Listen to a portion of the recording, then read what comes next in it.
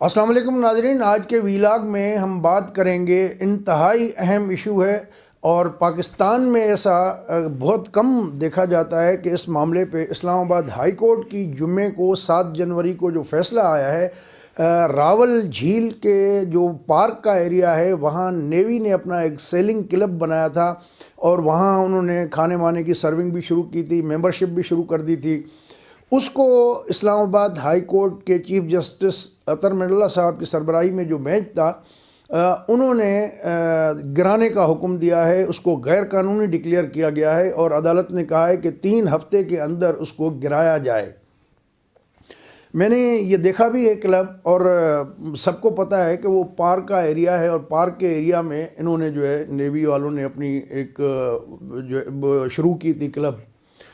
عدالت میں جو انہوں نے بیان جمع کرایا تھا اس میں تو یہ کہا گیا تھا کہ یہ واٹر سپورٹس کی فیسلٹی ہے، لیکن اصل میں بیسیکلی ہے کمرشل پرپس کے لیے انہوں نے بنائی تھی۔ جو ممبرشپ ہو رہی تھی کلب کی اور جس طریقے سے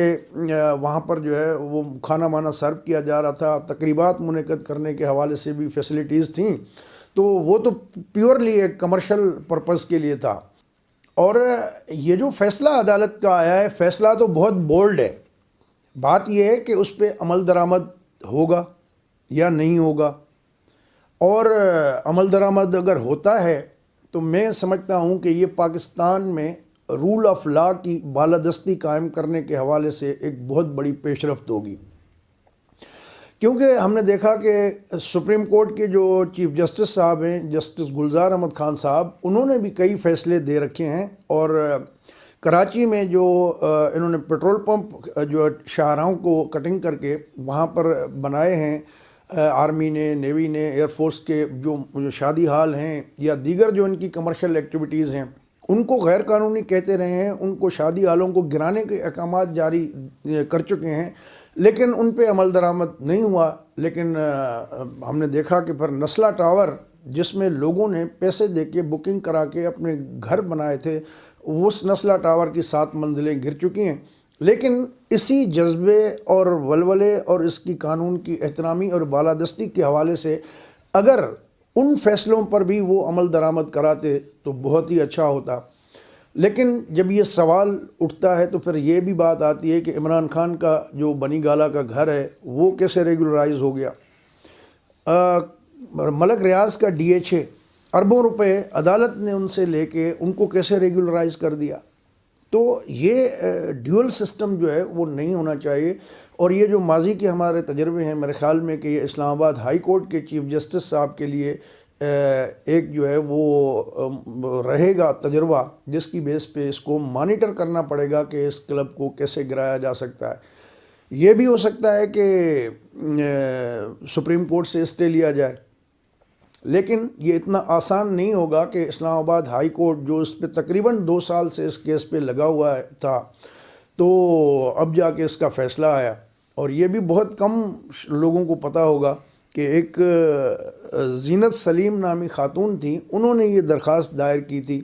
اور جولائی 2020 میں اس کیس کی کارروائی شروع ہوئی تھی، اور کئی مرتبہ عدالت نے ان سے جواب طلبی کی، لیکن سرکاری محکموں کی جانب سے ایون اٹارنی جنرل نے بھی کہا کہ جی اس کو جو ہے وہ درگزر کیا جائے۔ پھر جب عدالت نے توہین عدالت کی دھمکی دینے کی بات کی کہ اگر جواب داخل نہیں ہوا تو توہین عدالت کی کارروائی ہوگی نیول چیف کے خلاف، پھر جا کے یہ معاملات جو ہے وہ جواب داخل ہوا، اور جواب جو داخل ہوا وہ بھی جو پرانے سینئر وکیل اشتر اوصاف، وہ نیوی کے وکیل بنے، انہوں نے جو پلی لی کہ جی یہ واٹر سپورٹس فیسلٹی ہے، اور ہم نے جو ماحولیاتی ادارے ہیں ان سے جو ہے وہ پرمیشن لے کے یہ بنائی ہے۔ وہ باتیں اپنی جگہ پہ، لیکن سی ڈی اے نے خود ان کو کلب جب بن رہا تھا تو اس وقت بھی نوٹس دیا تھا کہ یہ غیر قانونی ہے، آپ لہٰذا مزید تعمیر نہ کریں، لیکن انہوں نے تعمیر، تزئین سب کچھ کر کے افتتاح کر دیا۔ عدالت نے اپنے فیصلے میں یہ بھی کہا ہے کہ جو سابق نیول چیف تھے ایڈمرل ظفر محمود عباسی، انہوں نے جو افتتاح کیا اس غیر قانونی کلب کا، قبضے کی جگہ پہ بنائی گئی کلب کا، تو یہ انہوں نے اپنے حلف سے جو ہے تجاوز کیا، آئینی ذمہ داریوں سے تجاوز کیا، لہٰذا ان کے خلاف جو ہے کارروائی ہونی چاہیے۔ عدالت نے اپنے فیصلے میں یہ بھی کہا ہے کہ جو سابق نیوی کے چیف تھے ایڈمرل ظفر محمود عباسی صاحب، انہوں نے اپنا جو آئینی حلف ہے اس سے تجاوز کیا، اور جو ان کی آئینی ذمہ داریاں تھیں ان سے بھی تجاوز کیا، لہٰذا ان کے خلاف بھی مس کنڈکٹ کے اس پہ کارروائی ہونی چاہیے۔ اور عدالت نے یہ بھی کہا ہے کہ جو لوگ بھی اس غیر قانونی تعمیر میں ملوث ہیں ان کے خلاف جو ہے وہ فوجداری کارروائی ہونی چاہیے۔ اب دیکھنا یہ ہے کہ ان بھیڑوں کے چھتوں میں ہاتھ کون ڈالتا ہے، اور اگر عدالت اپنے فیصلے پہ عمل درآمد کرانے میں کامیاب ہو جاتی ہے تو ڈیفینیٹلی یہ اس سے عدلیہ کی آزادی بھی اچھی تصور ہوگی، عدلیہ کے بارے میں جو عام تاثر ہے، عوام کا اعتماد بحال ہونے کا، وہ بھی ڈیفینیٹلی ہوگا، اور پاکستان میں رول آف لا اور مائٹ از رائٹ والا جو اصول ابھی تک عام طور پہ سمجھا جاتا ہے کہ جس کی لاٹھی اس کی بھینس، اس سوچ کو جو ہے وہ گراوٹ ملے گی، اور اس پہ جو ہے وہ رول آف لا کے قائم ہونے کی بات جو ہے وہ آگے بڑھے گی، یہ جو کہ اس وقت پاکستان کے لیے ضروری ہے۔ پاکستان کی عدلیہ، آپ کو پتہ ہے کہ جو ٹاپ 5 کنٹریز ہیں،